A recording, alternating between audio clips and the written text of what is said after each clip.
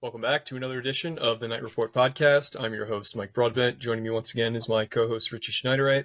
Richie, we got a football commitment that kind of came out of nowhere to discuss. We have some... We got some basketball transfer portal stuff. We got a visit upcoming. We have a decision coming this week. So we have a lot of stuff to get to. But first, this past weekend, I was busy, you were busy, and Kevin Levy... he's listed as a receiver on the Rivals database, but he's being brought in to Rutgers as a DB. He's listed at 6'1", 178 at a Cardinal Newman in West Palm Beach, Florida. This commitment definitely came out of nowhere. It surprised a lot of people. It surprised people who cover different schools than Rutgers, because I think there was some pretty good signs he was not going to go to Rutgers up until basically the day of. So what happened here, and tell us what we're getting in Kevin Levy. Yeah, so I guess from the start, basically I got a phone call. When did he commit? Saturday, I think it was. Saturday. It was Saturday, yeah. Yep. Saturday morning I got a phone call, and they're like, hey, just so you know, Levy's committing today. I don't know where. And I'm like, all right, what do you mean you don't know where? Everyone knows where for the most part. It's always pretty well known beforehand. And I called a couple other sources just to check out. I called the Louisville site, I called the Florida State site, I called our national guy down in Florida, and everyone's just like, dude, the kid's not telling anyone anything, at all. I know he loved Florida State. He wanted everything. He wanted to go to Florida State, it sounded like, but they just kind of filled up elsewhere, which whatever, that's fine. It happens. It's just like Rutgers has turned away kids too, and they still ended up at Power 5 schools. But yeah, so basically it came down to Rutgers or Louisville, and it sounded like it was going to be Louisville. And then an hour before the commitment, everyone's calling me. They're like, yo, it's going to be Rutgers. It's going to be Rutgers. I'm like, okay, what the hell just happened? This is crazy. This is one of the craziest recruitments I've had to deal with in a long time. Because like I said, we know a lot beforehand for the most part. I can probably tell you who Rutgers' next commit's going to be. I think it's pretty obvious. I've said it on the boards before in Caden Brown, but yeah, so we know a lot of these things beforehand, and this one was just no one knew. I was a little shocked at how quiet he kept this. It just doesn't happen nowadays. Even silent commits don't happen really anymore. Maybe Dylan Harper, but that's besides the point. But yeah, no, Kevin Levy's he's actually listed as a wide receiver for our database because most of his tape's at wide receiver, but all these schools want him as DB, as a cornerback specifically. 6 foot, 178. That's his Rivals camp measurements, whatever. It's pretty good, pretty decent size for a 6 foot kid. He's quick, lightning fast, 10.62 100-meter dash. For those of you counting at home, that is faster than Josiah Brown, who was the other speedster they were after. So, and I thought Josiah's numbers were insane at 10.68, I think it was, and this kid's running at 10.62. That's almost a 10 meters a second. That's it's insanely fast. I forget how to translate it into 40-yard dash times, but you can go do it yourself if you want, because I'm not good at math regardless. So let's just sit that one out. But yeah, really good kid, speedster. He's only a 5.5 currently, but he's going to get a bump in the next update. We had a change in our rankings, our recruiting analyst down in Florida. It's now John Garcia Jr., who was actually the head of national recruiting for Sports Illustrated up until April. And now he's over here with us, and he's covering the Florida Southeast region, Alabama, Georgia, etc. And he's really high on him. He was raving about him to me on the phone the other day. Could probably get him on the pod, actually. That'd be a good one. Get him on the pod to talk a little Rutgers recruiting, because, the state they have the most commitments from right now is Florida. So yep. I think they're up to 6 or 7, something like that. But I think it's 6. So yeah, no, really good get. You beat out some really good schools. Kind of a late bloomer of sorts, because he really didn't start adding all these offers until January, until the calendar flipped. Before that, he only had NC State and BC, and then all of a sudden the calendar flips. He gets Kentucky, A&M, Arkansas, Indiana, Florida, Ole Miss, Minnesota, Florida State, Miami. Louisville just offered June 1st. It was been a crazy ride for him, and he's just he's blown up quite a bit. But for the most part, you beat out schools like Miami, Louisville, Illinois. He took all official visits to. He took one to Florida State as well. So I think I'd probably watch out for the Seminoles down the line, because they're probably going to make a push, I would assume, if they don't land a couple other guys. And that's just how recruiting works. You land them now, and you just got to keep them committed until December signing day. So even longer than that because the portal's here. I know. I mean, like we've said time and time again, Florida kids, things are just different down there, and you got to just keep recruiting these kids almost like they're not committed. Yeah. Obviously, you hope to get them all on campus, but just historically speaking, it's unlikely. But I do have some context. So you said he ran a 10.6 to 40-yard or 10.6 to 100 meters as his fastest time this year. Correct. That would have placed him at third in the state in the state title race this year, only behind Malachi James of Willingboro and Fabian France of Bergen Catholic, who ran 10.54 and 10.55.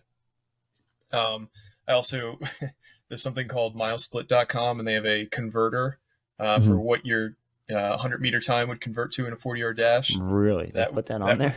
That's genius, actually. So it would convert to a 4.43 40-yard dash. So that is moving for a high school kid, because you got to remember, these guys, they talk about not being able to teach speed, but you get faster as you get older if you're an elite athlete. So they'll keep getting faster probably through their early 20s.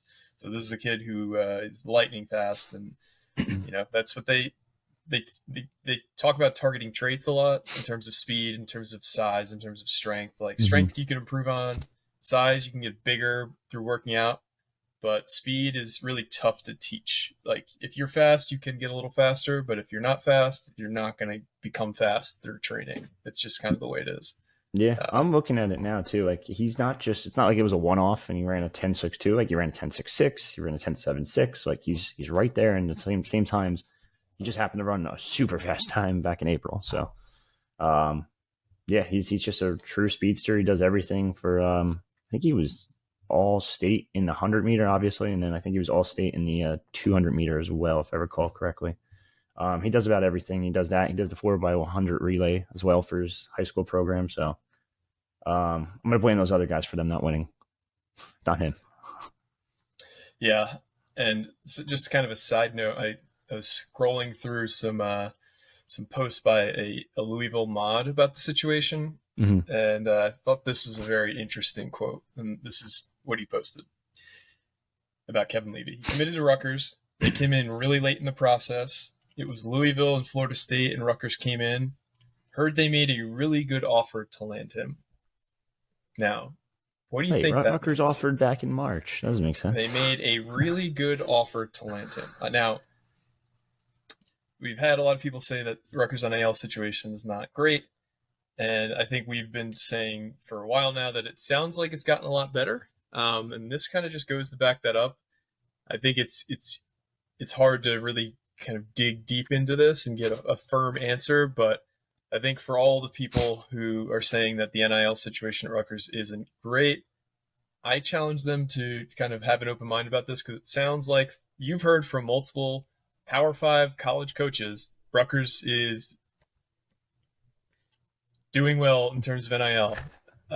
You've heard from different moderators on different sites. Yeah. Sounds like Rutgers is doing well in NIL.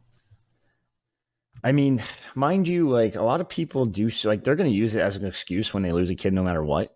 Like that's just the go-to now. It's like it used to be like, yeah, they gave him a bag under the table, and now it's just like, yeah, no, they paid him like 100%.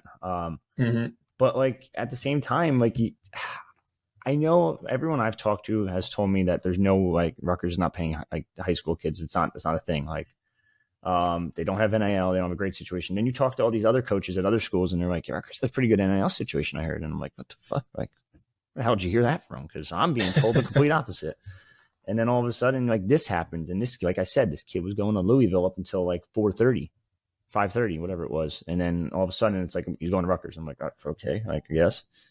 Now, I don't know. Is it money related? Like I've had SEC coaches, ACC coaches, Big Ten coaches, and there's assistants, obviously for the most part, but they're all saying like NIL, NIL, NIL, and I'm like, where the hell is this coming from? Like, either they have it or they don't. So it kind of leans in line too with them having NIL based on the recruiting class going from, what was it last year, like 50 something, maybe even the 60s almost, to a top 25 again. You landed 2 4-star kids. You landed a Bergen Catholic kid, which didn't see that one coming. Didn't see Kevin Levy coming as of 2 weeks ago, and a whole flip flop. Like maybe it's not the craziest thing in the world to say out loud, but I'm not complaining. I'm all aboard. That's what you got to do nowadays too. If they're doing it, they're doing it. Who cares? Like, no one's getting in trouble. You can just do whatever the fuck you want. Yeah, no, it's still a bit of the wild, wild west, and we'll see if that gets cleaned up at all. But Never.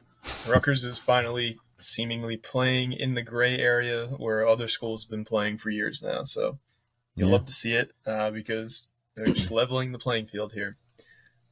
Is there anything we haven't covered on Kevin Levy before we move on to some other topics? No, I don't think so. I want to speak about NIL real quick, just because like the Jeremy Pruitt thing came out the other day, and I thought that was interesting. And like, I read it, and they're like, "Yeah, he gave a parent $5,000 on a visit." Yeah. I'm like, "Do you want to give like a high level of what happened?" As the Tennessee NCAA. Yeah. So long story short, he got like 200 plus recruiting violation. It's just like, no shit. Tennessee cheated. Wow, never would have guessed. It's almost like they did the same thing under Butch Jones. It's almost like it's not even the coaches; it's like the admin at that point. And Phil Fulmer, and every other coach they've had, Derek Dooley. Exactly, and I'm sure they're doing it now too, still. But whatever.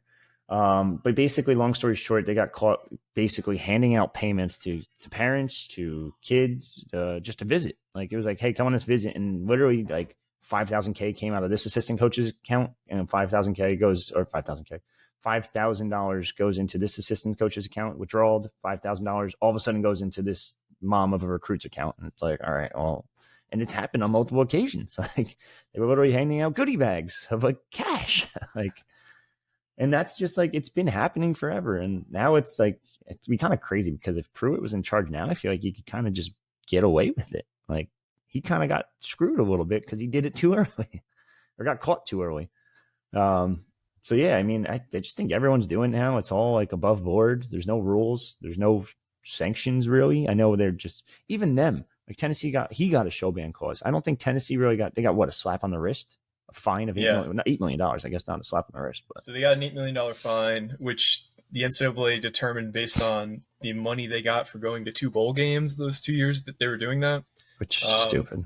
It's stupid, yeah. And they also lost, I believe, 28 scholarships over the next 4 years or something like that, which in the age of NIL, like we've seen it with basketball. We've talked about it in the last pod where, guys are, team programs are kind of skirting the scholarship limit by saying, hey, walk on here and we'll pay you so much NIL that it won't matter that you're not on scholarship.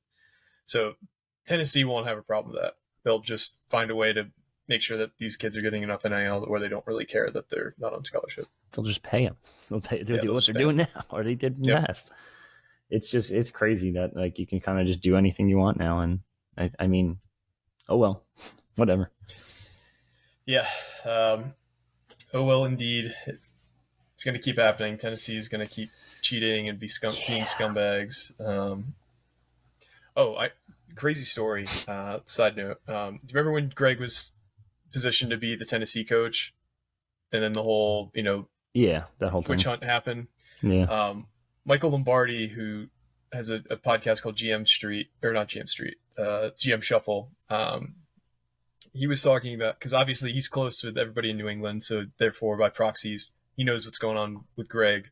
Mm-hmm. Apparently, when Greg was when Greg had signed on to become Tennessee's coach, his plan was to bring Joe Burrow with him as his quarterback. So he had Joe ready to go. He was going to transfer to Tennessee, and then when that fell apart, he had to find a new school. I think Joe wanted to go to Nebraska. Nebraska turned him down, so he ended up at LSU. Mm-hmm. But can you imagine? Wow. That's like an ultimate butterfly effect there. Greg gets the job. Joe Burrow gets brought in as quarterback. Greg, he might have been a national championship coach, coaching Joe Burrow as a Heisman quarterback. Greg could have been like a folk hero down in Tennessee. This Yankee coming down. Speaking his fast talk, eating his Italian food, you think bringing the national title. I think Greg would do what Brian Kelly did and just make like the accent. My family. Just make it up real quick. Yeah. I don't think he'd ever do that, but it'd be funny. Yeah, but just a wild story that I haven't really thought to mention until now. No, that's interesting. That would have been something else. And then, Rutgers still would have been in purgatory. They still would have been, but everything worked out for Rutgers because obviously Greg was the best choice by far that we had when he was hired. And Yeah. I still think he's the best choice for Rutgers, honestly, because Rutgers is not an easy job. We've seen Hell no. with a lot of examples recently. Yeah, not kidding. All right, let's pivot to basketball. Previously, it had been reported out in the ether that Jeremiah Williams, who is the former Temple player, the former Iowa State player, committed to Illinois this offseason, Yep. then backed off of it, that he would be visiting Rutgers. But until recently, that visit was kind of up in the air, but it sounds like that visit is on. So talk about Jeremiah Williams and when his scheduled visit's happening. Yeah, so Jeremiah Williams is a class of 20, I forget, 2020 kid, Chicago, Illinois, Simeon High School. He's a pretty good high school tape, to be honest with you. Ended up at Temple, played 2 years at Temple. Simeon High School is huge, too. That's where Derrick Rose played. That's where Anthony Davis played. That's where, they have had a lot of good football players of the year, too. But. Yeah, ended up going to Temple for 2 years, transferred to Iowa State this last offseason, tore his Achilles in October of 2022, and that was kind of like that was it for his year. I mean, yeah, obviously that's it for his year. Yeah. Took the year off. Now he's back. He's still in recovery mode a little bit. He's not a full go from what he told me the other day, but he's very close, and he says he will be ready to go for the start of the season. Now, rewind a little bit. He did commit to Illinois. I want to say it was a month ago, something like that. But ended up decommitting. Now there's a couple rumors out there of why he decommitted. I've had one guy tell me there was a rumor he's part of the whole Iowa State gambling thing. But if you go read up on the Iowa State gambling thing, there was no mention of a basketball player whatsoever. It was like wrestling and soccer or something else. I forget what the school or the programs were, but it wasn't football and it wasn't basketball. I know that. So that might have just been a random rumor just to like kind of cut weight. There's also another rumor that they looked at his medical records afterwards and got to check him out a little bit with their doctors. And they said like, oh shit, like his Achilles is a lot worse than we thought. And that's kind of goes in line with why Iowa State kind of just let him go. Iowa State ended up adding 2 or 3 guards over the past season. And on top of that, they basically said he was really slow in his recovery. So they didn't really drop him per se, but they're kind of like, yo, your minutes are going to be cut like significant when you come back, just so you know. And he was like, all right, I'm going in the portal. Which is fine. And it sounds like he's almost fully recovered though, like he told me. He's going to take the visit to campus the 26th, I think it was, 22nd, something like that. I forget, whatever day it was. And Rutgers needs bodies. I mean, we're at the point where the trip is, 2 weeks from now? Mm-hmm. So, like the overseas trip to Senegal and Senegal, right? I think Senegal and Portugal. Yep. Yeah, I think that's a little over 2 weeks. So it's like, I want to say like 17 days away, roughly. Yeah. So you kind of got to just add a body to add a body, and another guard doesn't hurt, especially when like a specific guard, another Williams, is close to committing. And he can kind of play a wing role. He can kind of play a guard role. This kid is more of a point guard, sort of. He's a 6'5", 185, bigger point guard, but like this is kind of says a couple things. It says Rutgers needs a body, number one. Rutgers gets more experience, number two. And on top of it, like you don't really trust your guard rotation right now, it seems like. And the biggest concern is, God forbid, I know we didn't talk about Austin Williams. We'll talk about him in a second. But if you get Austin Williams, you get Jeremiah Williams, and you have Noah Fernandes, it's got to be said out loud, but no one really wants to say it. All 3 of those guys missed significant time last year with injuries. That could be really detrimental to the program for this season, if God forbid. I'm knocking on wood because I hope it doesn't happen, but it's something that's got to be mentioned. Yeah. And that's honestly part of the reason why either these guys didn't see a ton of attention or why they're still in the portal. Because like a guy like Jeremiah Williams, his number one competition sounded like it was San Jose State, which they're not a terrible program, but it's not like at this point the main competition anyway. He did tell me Gonzaga's reaching out, which is kind of, it makes sense a little bit because they're also, I believe they need 2 scholarship players still, or open slots. And again, it's mid-July. You kind of just got to fill with a body at this point. And maybe he doesn't get ready for the start of the season. Maybe he still does pulls a Caleb McConnell type situation where you miss the first 4 games, 5 games, and then you come back in late November, and then all of a sudden you're fine. You're good to go. But Achilles tendons are really hard to recover from. Probably, other than it's like the Achilles tendon injuries and the patella tendon injuries that are the hardest to recover from everything I've heard and read. Yeah. It's not ideal by any means. He probably won't have nearly the same lift that he's had, especially year one. And like ACLs, it's just like, it's scary to get back on them. From what I've heard, Richie would be able to say better than I would. Yeah. But the Achilles are actually like sapping of your athletic ability, whereas the ACLs just, it feels awkward and hurts for a while, right? Yeah. Oh yeah. It's I don't even know how to describe it. It's just like that first time you get back on the court, and it's just like I'm just playing pickup. I'm not even playing like actual ball. Like, and I go to jump on the first time, and I'm like, oh my god, I land. I'm like, all right, I think I'm okay. I think I'm good. I have this big bulky knee brace on, and I'm like, this is miserable. Like, you lose half your bounce. I don't want to brag, but I went from like I'd be able to dunk a tennis ball previously, and then I went from like I can get net, like getting close to the rim again now, but knock on wood again, like God forbid. But yeah, it's definitely a scary feeling. That's why like Mawat Mag coming back is going to be, I think it's more of a mental thing than anything else, because it's tough. It is tough to just get back out there and play, and especially the style he plays where it's just like just running. Tenacious defense, and it's just like constant micro movements when he's trying to defend a guy. That's the kind of stuff that it's really hard to get back. Because you're going to be a little sluggish. And another kind of thing we're not talking about is these guys have much better, physical therapy than anybody who is not a high level athlete would have. Like, they're getting treatment every day. They're getting all the different top of the line stuff, whether that be like some kind of laser treatments or whatever kind of random equipment they use to help speed up the injury process. But meanwhile, I'm over here going to like 3 rehab, and I'm like, fuck this, I don't need to do this anymore. I'm good. Yeah, I got a foam roller. This will be fun. Yeah. Bad moves. So you did allude to a player who might be ready to commit in Austin Williams. I know we've talked about him a lot. We've kind of been saying, we feel really good about this. Don't worry about him, guys. We feel really good. We feel really good. I know people can get a little cagey about that kind of stuff and wonder when things are actually going to happen. Sounds like we got a date. So tell us what's going on with Austin Williams. Yeah, so he told me yesterday he's going to commit this week. And hey, what day? Wednesday. Okay, cool. Why didn't you just say that in the first message? But whatever, that's fine. Yeah, so he's committing Wednesday. He had to finish up some classes at I believe it was FIU, or he's taking a class somewhere. Maybe it's at a. There's so many weird rules around it. Like, you can go take like a summer course at like community college and still count towards your credits. So I don't know exactly where the class is. I would assume FIU just based on assumption. But he was finishing up a class, and once that's finished, he will be a transfer. Now he needs a waiver technically, but like the dude's in his 7th year. Just give it to him. Does he need a waiver given that he's a grad transfer? Yeah, I was told supposedly you still need approval from the NCAA, but like grad transfers, they kind of just look at and they're like, oh, grad transfer. See ya. Whereas like Jeremiah Williams will need a significant waiver. I don't know how he's going to pull that one off because, again, going back to his recruitment, there was a rumor that Illinois couldn't get a waiver for him. And I'm like, he's a Chicago native. How the hell does that make sense? Like, if anything, just he's going home.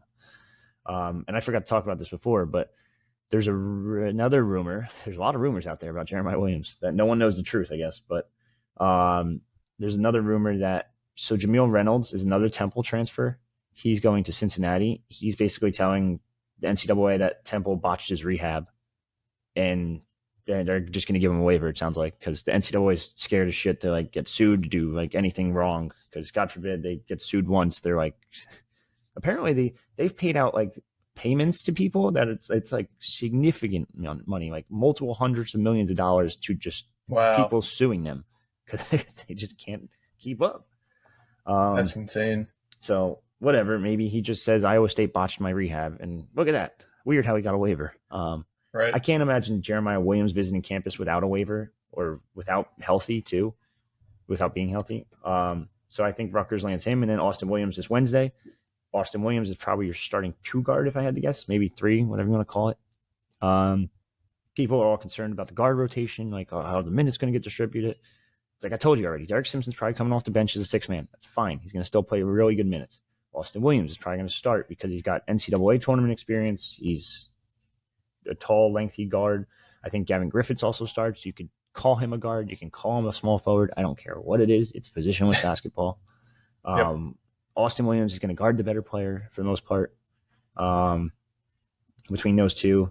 And then you also have, I think the only person that really hurts numbers-wise in terms of minutes would probably be Jeremiah Davis maybe a little bit. But I kind of mentioned previously, I thought year one for him might even, based on the previous roster, I thought year one might have been a red shirt. I don't think it's still out of the cards, but I think for the most part, like it hurts his minutes a little bit because you get good veteran presence, like with these guys, with Jeremiah and Austin Williams. I think Austin Williams is going to be a really good player for them, and I think he fits pretty nicely next to Noah Fernandes. And then you add in a sharpshooter, and Gavin Griffith's next to them, and it's like, all right, you got a pretty good roster. It's the health thing, because I know I mentioned the 3 guards are all hurt last year, and I'm like, oh shit, hold on. The other guy that's been hurt too is Malat Mag. You have 4 guys on the roster coming off an injury last year where they missed significant time. So it's definitely concerning, and I don't know if they can get them all healthy at the same time. But if you do, you got to give Richard Van Dyke a hell of a pay raise. Oh yeah. It'll be a big task for the strength and conditioning staff and the medical staff to make sure that these guys are all in tip-top shape going into the 23-24 season for sure. But these guys, we've mentioned it before, they would be very key pieces to the team because they've got experience. It's, while we have some talented young guys coming in, it helps when a guy's actually played in an NCAA tournament game. It helps when guys have played in big time games in terms of conference championships. It helps when they've seen and been to, several 15,000 person crazy gyms and they know what to expect there. So they're necessary pieces for this season because Pike has said he thinks this is an NCAA tournament team. I agree, but he did need to replace Cam Spencer and Paul Mulcahy's minutes and presence in the locker room. So I think this is a hell of a team still. Like this is same. Especially if you add Jeremiah Williams and Austin Williams, like kind of a little bit expected, I would say at this point. Like these guys are great defenders too. Like, and these are true Pikel type players. Like if you look at Jeremiah Williams' stat lines, he goes from 22-8-8 to 2-11-9. Like the consensus among all his games is that he's a great rebounder, he's a great facilitator, and he averages 1.4 steals per game. Austin Williams also averages 1.3 steals per game. Like they're both really good rebounders. They're great for guards, especially, and they're just great defenders. This is basically Pikel's MO in terms of players. So that's why I'm not shocked that they're pursuing either of these, because most guys probably look at their tape and they're like, oh, they're defenders. I need scoring. And now Pikel's like defenders, rebounders, guards. Oh my god. So yeah, take them, get them on campus. So Austin Williams should be official this week. Jeremiah Williams will probably be official after his visit, as long as he takes the visit still, which I don't think one affects the other. I think it's more of you need a body bad. So if anything changes in that front, obviously we'll update you guys. But for now, it sounds like they're looking good for both of those guys, both Williams, and that's pretty much it. Yeah, the team sounds like it's rounding out, and you kind of want everybody in place by the time you take that trip, because you want everybody on this trip, because it'll be such like a great way to get these guys bonded and get these guys playing, because it's kind of weird how they only allow you to do this every 4 years, because you get such a leg up when you can play like what is it, 10 like legit like full basketball games against other teams. Like you get like a couple scrimmages that you can set up in normal years, but when you can play like 10 games that are against real teams and you're trying to win and it's an actual competitive environment and you don't know what the other side's going to do like you normally do during scrimmages when you're playing each other, it's just a huge leg up. It's like the equivalent of having like if 1/4 of the teams in college football got to do spring practice, the other ones didn't. It's just kind of weird that you don't have everyone being able to do this each year. Yeah. Also, I meant to say on top of that, I do think that actually I'll kind of go in line with that first.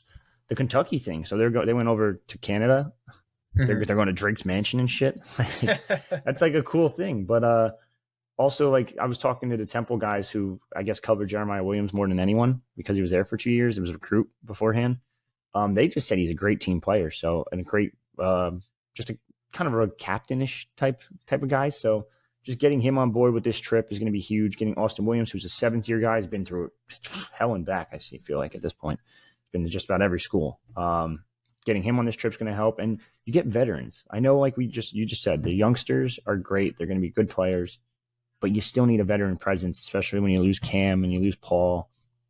So yeah, this is going to be an interesting trip, and a little bit more info on the trip. I found out they are going to I'm pronouncing this probably poorly as hell. Algarve, Portugal. I'm looking now. I think the main program there is Funsec is going to roast you for that pronunciation. I'm sure. I'm sure he will. Yeah. if I'm reading this correct, I think Clube de Basquete del something. I don't know. That seems like one of the basketball programs over there. And then that's from August 13th to the 16th. And then August 16th to 19th, they're going to Lisbon. I can pronounce that one. I don't know what programs they're actually playing against, but from what I was told, we are expected to still get stats. So that would be kind of cool, like just to see how they compete against some of these teams, even though I don't even know. Benfica is actually over in Lisbon too. I don't know who they're going to play, to be honest. I'm trying to find out still. The schedule is expected to come out soon. No, I don't think it's open to the public, but maybe you can sneak in. I can't imagine like random basketball court in Portugal being like on lockdown with security, to be honest. Yeah. So if you do sneak in, send me some videos so I can go post them. Yeah, that'd be cool. What they should honestly do, and maybe this isn't like from a competitive landscape thing, great, but how sick would it be if they just like had the video multimedia guy just set up like a Twitch stream for every game and Rutgers fans could watch? It's so easy nowadays too. Yeah. Like it's not a bad move. Maybe you'll have to talk to your people and see if they are interested in doing that. And if they need some help, if they need a consultant, we could help them get everything. You know what the thing that sucks is one of my I think I said this before. My uncle's a big season ticket holder. He's been with a season ticket holder for like almost 40 years in hoops and in football. His buddy actually, ironically, just moved to Lisbon. Really? Like 6 months ago, and he's like, "Find out where I'll go." And I'm like, "All right, wow, I'm working on it. I got you." So if we could find out where, we'll try to see what we can do there. But he's not very technologically advanced, so that's the little pain in the ass. But what are you gonna do? If we can get some video, you never know. Yeah, we'll see what we can do. We'll make a legit effort to see if we can get that get some media out of the trip to Portugal outside of the highlight clips of them going jet skiing or going to see historical sites that they put up. That's gonna be cool to see. One last thing I had was this past weekend there was a big tournament in Atlanta. Did you see this? The Power 24 tournament with AceBailey. Yeah, I was going to say that's the AceBailey one. He went against Bryson Tiller. Yeah, so the Power 24 tournament is it's not the singer. Tournament hosted by, what'd you say? Not the singer. Yeah, not the singer. It's hosted by On the Radar Hoops.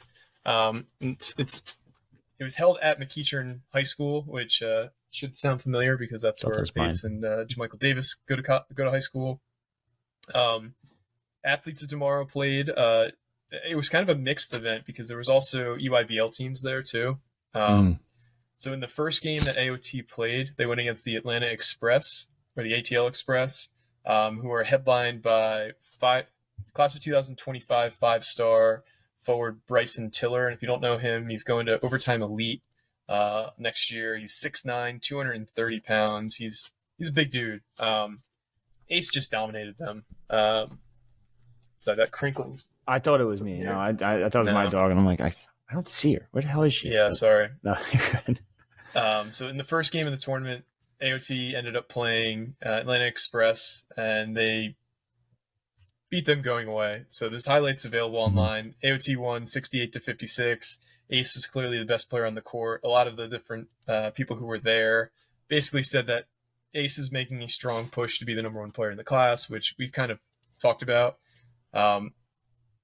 The competition thing has always been what's been held against him, that he doesn't play on the big enough circuit, but he went against Bryson Tiller and just dominated him from what I've seen. In the second game of the day, Ace and his team beat the Florida Rebels EYBL, and so the Florida Rebels were at Peach Jam a couple weeks ago, or 2 weeks ago at this point. And they had a really strong showing. I don't remember exactly where they finished, but AOT ended up winning that game 84-83. Like I said, Ace had 28 points, and he had the game-winning tip-in as time expired, so I'm sure that clip will show up online soon. But just a great showing. They ended up losing in the playoff rounds to some team called Midwest Basketball Club 3 SSB, whatever that is. That's the Adidas circuit. Okay.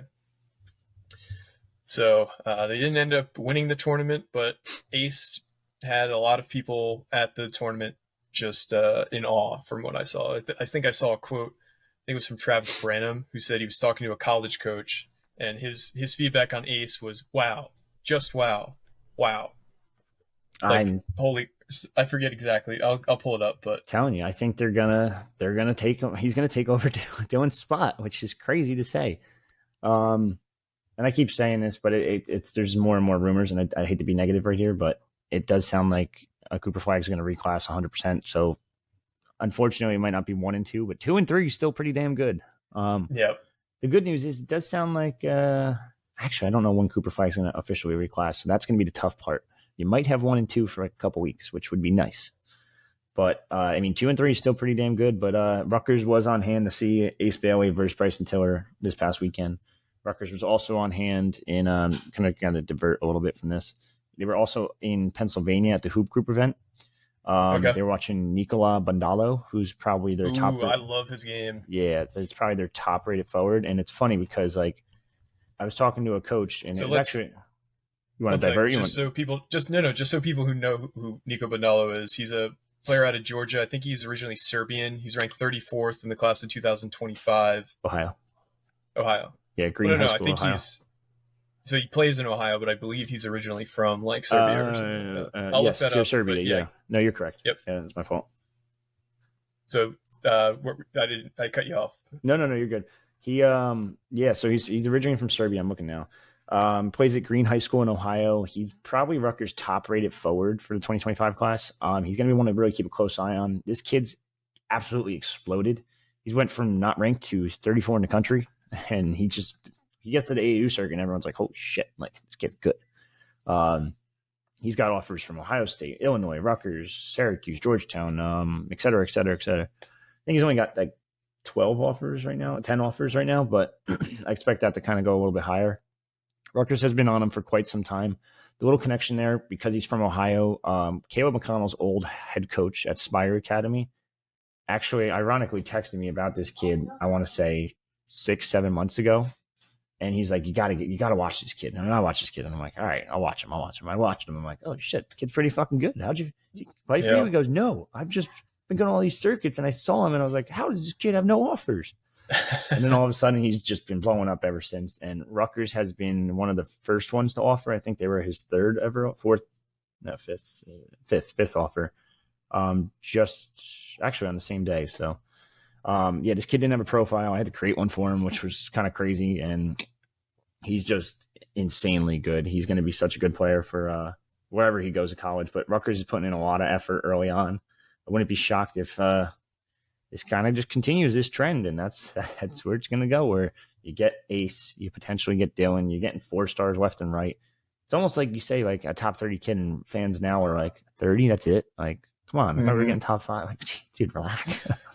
Yeah, it's funny when you look at the guys. We went through the list of them last time, but the class of 2025, they're targeting only seemingly top 50-ish level guys, and they have a few others that aren't top 50, but, the guys who have come out with offers are mostly very, very highly ranked, or will be shortly, I assume, because they are showing that they're great evaluators, because they offered Bundalo a long time ago, several months ago at least, before he was even ranked, and now he's ranked 34th, like you said. Well, that's how good Rutgers is. Even like the higher level guys, like Ace was what, 9th, 8th when he committed. Now he's at the 2, maybe 1 potentially. Now we're talking about, so it's not unheard of. Like, it could happen. And I did find that quote that I'd previously mentioned. So Travis Branham asked a college coach, did you get to watch AceBailey yesterday? It was the question. And the college coach said, oh my gosh, oh my gosh, oh my gosh. He said, sums it up. So Ace, we'll post the clips from this past weekend on the boards, but he has such a wide range of things he can do. It's insane. Like, there's one clip from the game this past weekend where he gets the ball transition in the corner, or maybe it's not transition, but he gets a long pass in the corner. In terms of, he gets a pass to him in the corner, and he does like this crazy fadeaway while I don't know who it was who was defending him, but he made a really good attempt to block the shot, and he's fading away out of bounds and just like cans it. He's just insane. He can do everything. He's truly a very, very, very unique player. Yeah, no, he is something else. And like I said, I think he's going to be really good. I'm very excited to see him at Rutgers and add in Dylan, who kind of complements him really well. And you're talking about 2 top 3 kids, 2 probably lottery prospects. They're going to sign that wall in the knighthood within 300 or less than 365. No, more than that, 2 years. So I'm bad at math. I told you before. It is what it is. But yeah, I'm very excited to see what this whole thing happens. Like, this is crazy. Like, this is absolute madness. Like, I did not ever see this. I said it to someone else the other day. I was talking to Jackson Collier, who actually ironically submitted the crystal ball, future cast, whatever you want to call it, for Dylan Harper to end up at Rutgers. And I was like, I'll be honest with you, like, I've never seen this coming. I didn't think, like, Rutgers in the top 1 and 2 prospects in the country. Like, when's the last time that's happened? I know we all say, like, we joke around like Duke did this, Duke did that, but it wasn't 1 and 2. It was like 1, 7, 39. I don't know if there's ever been like 1 and 2 in the same class going to the same school. Maybe I could be wrong. Maybe the Anthony Davis year, or not Anthony Davis, maybe Boogie and John Wall, maybe. I think the Anthony Davis year, they did have Davis and Michael Kidd-Gilchrist, who I think were 1 and 2 in that class. Okay. I think it has happened, but it's definitely rare. Like, this is not something that happens. It happens probably, once a generation, so once a decade. That's what I'm saying. Like, maybe the Boogie John Wall one. I feel like those two had to be like near the top. Oh, mind you, as I look, Kentucky had 2 and 3 last year. Yep. So, whatever. You know, I was 1 and 2 is different. 2 and 3, who cares? Different. UCLA had 1 and 3 in 2012. Duke had 1, 3, and 5 in 2022. Mm-hmm. So that's the thing. I'm surprised that didn't hurt them more in recruiting. They had 1, 3, and 5, and none of them ended up being top 10 picks. Like, Dirk Lively, he somehow ended up, I think, at 12 after it seemed like he was taking a tumble. But, I can't believe he ended up at 12. I know. It's just that goes to show you. It sounded like the Mavs were all in on him, and then they traded back a little bit just to make sure that they didn't fall out of range to get him. It goes to show you it's all based on potential. Like, even like Dylan and Ace could have the worst year in Rutgers history, and they'd still get drafted like top 15. Yeah. Yep.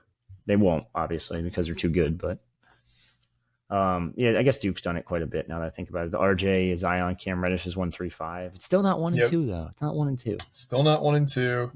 I'm still scanning here to see if I could find a year it happened, but I can't. I don't think there's a year that 1 and 2 is ever, like, mind you, like I said, Duke did it, or Kentucky did it with 2 and 3. Yeah, you're right. So 2009, Kentucky got John Wall and DeMarcus Cousins, who were 1 and 2. There you go. But that might be the last time it happened. It's a pretty damn good team to compare yourself to. And that was 2009, you said? Is that the year they won? No, the year they won was with Anthony Davis. That's what it was. Yeah. Although 35 and 3 is pretty damn. It is. I think anyone from Rutgers right now, fans wise, would sign up for a 35 and 3 season, Elite 8 run, SEC regular season and tournament champs. So let's just say Big Ten regular season tournament champs. I think Rutgers fans sign up for that tomorrow. Oh, absolutely. And another thing that we're not thinking of here is that there's going to be guys who want to come in and play with this group. So there's going to be high-level transfers that, we've talked about Rutgers doing a little bit better in NIL. We've talked about how many players and coaches that showed interest in Rutgers who Pikel didn't necessarily want to go after. that's not going to change. It's only going to get more, especially if they make the tournament again this year. Like, it's going to be legit dudes who want to come to play at Rutgers to play with, because guys like Dylan Harper and AceBailey make playing basketball pretty easy on the other players in the court. So it's going to showcase them. They're going to get a lot of open shots. Go ahead. Sorry, I didn't mean to cut you off. That's the thing. Like, this team is going to be so intriguing because you not only is Griffiths in the second year, who's a 5-star, whatever you call him, whatever you want. Bryce Dortch, Nathan Somerville, Wolf Folks in year 3, Derek Simpson, Mawat Maggs in his final year. Technically speaking, say they do add Austin Williams, or Austin Williams doesn't really affect that class. Jeremiah Williams will affect that class. There'll be one ship left, which means technically this would be the first time in like 3 or 4 years that Pikel's actually used all 13 ships on scholarship guys instead of using one for a walk-on. But I mean, you probably someone's going to leave. Like, that's just how it happens. Look at this year. Yeah. We see Cam and Paul leaving, and I think that you hit that port. You get both of them signed and committed. I can guarantee you, there's portal guys are going to reach out to them. They're not going to reach out to portal guys anymore. They're going to be like, "Yo, how can I I want a part of that? How do I get in?" Yep. And you don't even have to probably pay them. You could probably just tell them like, "Hey, you want to come play for like a legit elite 8 minimum team? Come on, come on board." You don't have to do anything. You can just be that like role player, but people sign up for that shit. I'm looking at that Kentucky team, and like some of the backups on that team are like NBA players now. Like I guess Eric Bledsoe wasn't really a backup, but Patrick Peterson. I'm saying that Patrick Patterson. Jesus, I'm all over the place with these names today. Darius Miller, Mark Krebs, who's pretty good. DeAndre Liggins. They're all like guys that probably could just sign. Like, you could just get anyone. And I keep going back to that Kentucky team because it was 1 and 2. I forgot that was Calipari's first year. This isn't Pikel's first go around. This isn't his first day on the show. This is like Pikel year 7 at that point. I think 8. I don't even know what he's on.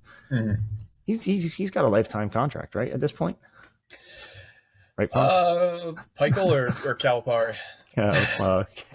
Pikel. Yeah, I think officially speaking, probably not, but in practice, he's not getting fired for anything. He's here as long as he wants to be here. Yep. Build the statue now. If he gets Dylan committed, someone's got to start a GoFundMe. I can't personally start it, but someone's got to start the GoFundMe for a Pikel statue outside. I want a Michael Jordan-esque copper-looking statue outside of or maybe it's bronze, whatever the hell it was, right outside the rack, in that middle of that little weird lawn area they have that I don't know what it does, to be honest, because they don't even use like that area.